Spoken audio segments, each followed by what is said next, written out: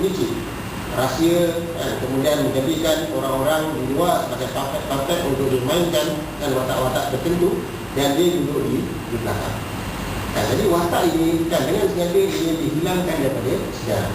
Tetapi bila kita melihat kepada banyak kitab, banyak kitab dan riwayat-riwayat yang terdahulu, kita akan mendapati bahawa cerita berkenaan Abdullah bin Sabah dia bukan hanya terdapat dalam kitab Tarikh At-Tabari, bukan hanya terdapat pada riwayat Syekh bin Umar. Sebaliknya, dia ditulis dalam banyak kitab-kitab yang lain. Sebagai satu contoh, Aksha Hamdan, ini seorang penyair, dia asal dia orang Iran, orang Parsi yang masuk Islam, mungkin datuk dia ke apa semua, dia meninggal pada tahun 83 Hijrah.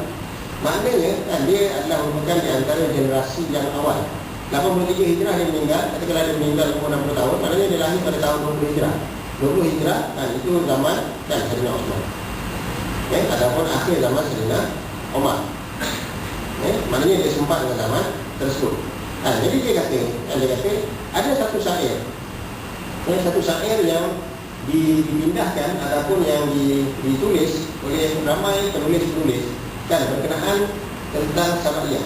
Syair ini adalah merupakan syair yang ditulis ataupun yang dikarang oleh Aksha Hamdan. Aksha Hamdan. Dia kata, "Syahidtu alaikum annakum Sabaiyah." Dan aku menyaksikan bahawa kamu adalah pengikut Abdullah bin Sabah, Sabaiyah. Sabaiyah maksudnya pengikut Abdullah bin Sabah. Wa inni bikum ya surtatal kufri alaikum. Dan aku terhadap aku juga yang kamu lakukan, wahai orang-orang yang merupakan pemuka-pemuka ataupun penguasa-penguasa kekufuran, dan aku arif. Dan ini kata-kata Aksha Hamdan yang dinahkolkan, yang dipindahkan di dalam banyak kitab-kitab. Saya. Jadi ini antara bukti bahawa gerakan Sabaiyah itu sebenarnya memang wujud. Sebab Aksha Hamdan dia meninggal dunia pada tahun 83 Hijrah. Maknanya masih lagi baru dengan peristiwa-peristiwa yang berlaku dalam peristiwa Sayyidina Osman. Sayyidina Osman kata dalam Sayyidina Abu Bakar yang memerintah 2 tahun 3 bulan, Sayyidina Umar selama 10 tahun, Sayyidina Osman selama 12 tahun. Maknanya katakanlah dalam tahun dalam 30 lebih Hijrah, 30 lebih Hijrah. Jadi Aksha Hamdan dia sama ada pada masa itu masih kecil, ataupun dia dapat cerita ini, maknanya kesan-kesan dan gerakan Sabaiyah itu masih lagi hidup di zaman ini. Begitu juga seorang ulama nama dia Sya'bi. Sya'bi ni seorang tabi'in. Dia meninggal dunia pada tahun 103 Hijrah. Ini juga masih lagi baru pada masa itulah. Masih lagi dekat dengan zaman gerakan Sabaiyah. Jadi kata-katanya dinahkolkan ataupun ditulis oleh Ibnu Asakir di dalam satu kitab nama dia Tarikh Dimashq. Ataupun sejarah Damsyik. Ada satu kitab nama dia Sejarah Damsyik. Jadi yang ditulis oleh seorang ulama nama dia Ibnu Asakir. Jadi Ibnu Asakir dia memetik kata-kata daripada Asy-Sya'bi. Dia memetik kata-kata daripada Asy-Sya'bi. Jadi Asy-Sya'bi berkata, dan ditulis oleh Ibnu Asakir dalam kitab dia kata, "Awwalu man kadzdzaba Abdullah bin Sabah." Orang yang pertama yang mereka cerita ataupun yang buat penustaan membuat perkara-perkara dalam agama adalah Abdullah bin Sabah. Jadi ini kata-kata daripada Asy-Sya'bi. Kemudian seorang ulama besar iaitu Ibnu Taimiyah. Nama yang memang cukup terkenal dan semua kita tahu tentang siapa Ibnu Taimiyah. Ibnu Taimiyah seorang ulama besar. Seorang ulama besar yang memiliki ilmu yang berbagai. Seorang mazhab Hanafi pergi jumpa dia boleh bertanya tentang fatwa dalam mazhab Hanafi. Seorang mazhab Syafi'i boleh bertanya kepada dia tentang fatwa dalam mazhab Imam Syafi'i. Tidak cukup tidak hanya mengetahui ilmu fiqh, Imam Ibnu Taimiyah juga mengetahui hadis. Sehingga ulama berkata, "Idza qala Ibnu Taimiyah li hadisin la a'rif." Bila Ibnu Taimiyah dia berkata tentang satu hadis aku tak tahu, falaisa bi hadis, maka itu bukan hadis. Jadi Ibnu Taimiyah itu sampai ke peringkat itu. Jadi maknanya seolah-olah Ibnu Taimiyah dia sudah dia mengetahui semua hadis. Hadis-hadis Rasulullah SAW. Ulama dulu dia bukan hafal hadis betul-betul. Kita hafal hadis innamal a'malu binniyat, kemudian untuk tadi al-qabaqan. Ataupun apa yang diungkapkan oleh Rasulullah. Riwayat tak sebut perawi a'la disebut, perawi-perawi pun juga tak sebut. Kita cuma sebut Rasulullah SAW bersabda. Ulama dulu bila dia kata dia hafal hadis, maknanya dia hafal hadis dengan matan tanpa perubahan walaupun satu huruf. Kemudian dia hafal sebuah riwayat, maknanya hadis ini diriwayatkan oleh sekian sampai kepada Rasulullah SAW. Dan Ibnu Taimiyah kan makam ilmu ni begitu. Sehingga ilmu tersebut diwarisi oleh anak muridnya Ibnu Qayyim. Ibnu Qayyim pun dia berada pada kan keadaan ilmu dia yang seumpama itu.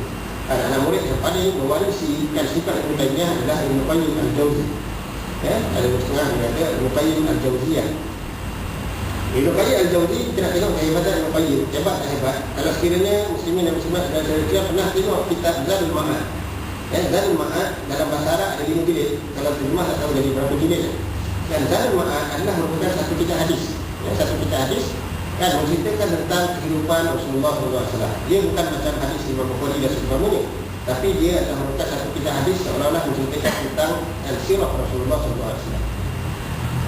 Zadul Ma'ad ditulis oleh Ibnu Qayyim ketika mana dia sedang bermusafir.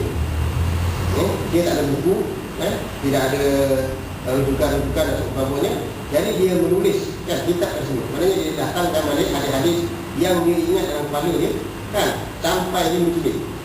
5 jilid bukan 5 nipis, baca Quran ni nipis kan 5 jilid itu tebal-tebal. Jadi maknanya kita boleh kan bayangkan betapa hebatnya kan, betapa hebatnya dia sehingga boleh menulis 5 jilid kan kitab hadis. Kan bukan menulis 5 jilid kan mengisi artikel-artikel dalam blog. Kan blog pun senang ditulis. Itu pun tak tentu. Tak tentu jadi boleh tulis. Kan ini 5 jilid. Jadi Ibnu Qayyim kan kehebatan Ibnu Qayyim kan mewarisi kan kehebatan Ibnu Taimiyah. Dan Ibnu Taimiyah kan juga di antara ulama yang mengatakan bahawa kan Abdullah bin Sabah ni adalah merupakan seorang yang unggul. Sebab itu dalam Majmu' Fatawa. Majmu' Fatawa maksudnya himpunan dan fatwa-fatwa Ibnu Taimiyah. Dan ukuran fatwa-fatwa Ibnu Taimiyah semua kali kalau tak silap di dalam berapa puluh jilid kan ada dalam beberapa puluh jilid. Jadi dalam Majmu' Fatawa tersebut Ibnu Taimiyah dia memberikan fatwa dia kata inna mabda'a ar-rahbi. Dan maknanya asas kepada Syiah kan asas kepada Syiah bila makana minat zindiq Abdullah bin Sabah. Kan asas kepada pahaman Syiah kan sebenarnya adalah berasal daripada seorang mulhid, maknanya seorang etis bernama Abdullah bin Sabah. Jadi Ibnu Taimiyah dia menyebut dalam kitabnya tentang Abdullah bin Sabah. Maknanya ada peribadi tersebut. Kan kalau tak takkanlah dia tulis. Kan jadi peribadi itu adalah merupakan peribadi yang betul-betul itu. Kemudian satu yang menarik juga, apabila kita melihat dan mengkaji kitab-kitab Syiah, kan maknanya kitab Salafus Saleh Syiah, kan kitab-kitab Syiah yang lama, kan ulama-ulama Syiah yang silap, bukan ulama-ulama yang moden. Contohnya seperti seorang ulama nama dia Al-Kashi. Al-Kashi dia menulis dalam kitabnya. Dia menulis dalam kitabnya, kan dia mendatangkan satu riwayat. Dia mendatangkan satu riwayat daripada Abad bin Osman. Dia berkata, sama itu Abad Abdullah Yaqub. Aku mendengar Abu Abdullah berkata. Abu Abdullah ni salah seorang daripada Imam Syiah pada zaman itu. Dia kata, la'inallahu Abdullah bin Sabah. Ya, moga-moga Allah SWT melaknat Abdullah bin Sabah. Innahu idda'a ar-rububiyyah li Amirul Mukminin. Sesungguhnya Abdullah bin Sabah dia mendakwa bahawa Amirul Mukminin Ali radhiyallahu anhu adalah merupakan Tuhan. Wa kana wallahi Amirul Mukminin. Sesungguhnya demi Allah, sesungguhnya Amirul Mukminin itu adalah abdan ta'i', seorang hamba Allah yang ta'i'. Jadi ini terdapat dalam kitab Syiah.